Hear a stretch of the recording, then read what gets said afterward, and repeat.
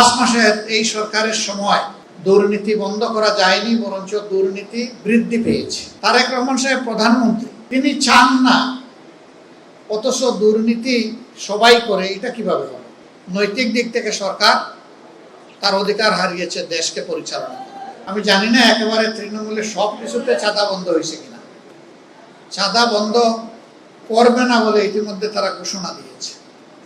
তাদেরই একজন হুইপ, তিনি বলেছেন যে কোনো দেশ থেকে যে কেউ আসলেও এই দেশে চাঁদাবাজি বন্ধ হবে না। তবে তারেক রহমানের সরকার চেষ্টা করতেছেন এটাকে কিছু নিচে নামাইয়া, মানে এইটার মাধ্যমে দ্বিতীয় দফা চাঁদাবাজিকে জাতীয় সনদ বা স্বীকৃতি দেওয়া হবে। 1 কোটি 1.5 কোটি মানুষকে তারা চাকরি দিবেন, তাই না?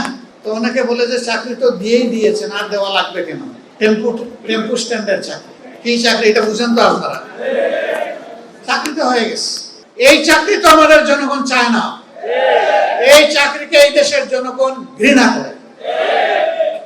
গতকালকে এই ধরনের একটি সমাবেশ ছিল শহীদ এবং আহত জুলাই যোদ্ধাদের নিয়ে।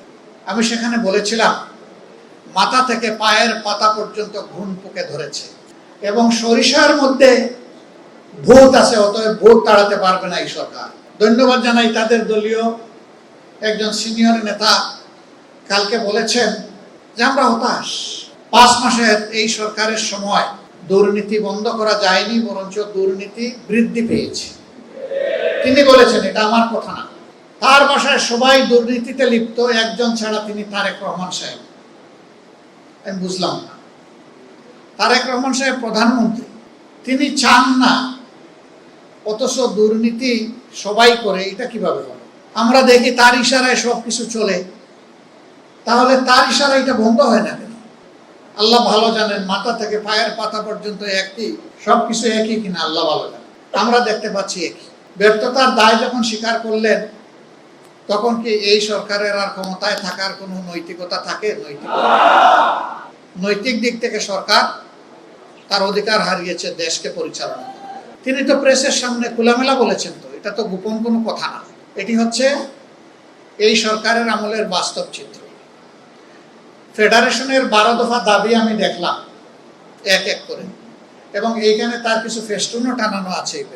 দাবিগুলা করতে হবে কেন? এটাই তো হওয়া উচিত সমাজে। করতে হচ্ছে এই কারণে যে সমাজে ন্যায্য অধিকারটা প্রতিষ্ঠিত হয়তো নাই, বরঞ্চ অধিকার নিয়ে কাড়াকাড়ি হচ্ছে। চাঁদাবাজদের হাতে যেখানে সেখানে পরিবহন শ্রমিকরা তারা নাজেহাল হচ্ছেন। চাঁদা দিতে অস্বীকার করলেই তাদের উপর বিপদ নেমে আসছে। তাদেরকে মারধর করা হচ্ছে, আহত করা হচ্ছে, গাড়ি ভেঙে দেওয়া হচ্ছে। কারা করছে? সরকারি দলের লোকেরা করছে, এটা পরিষ্কার।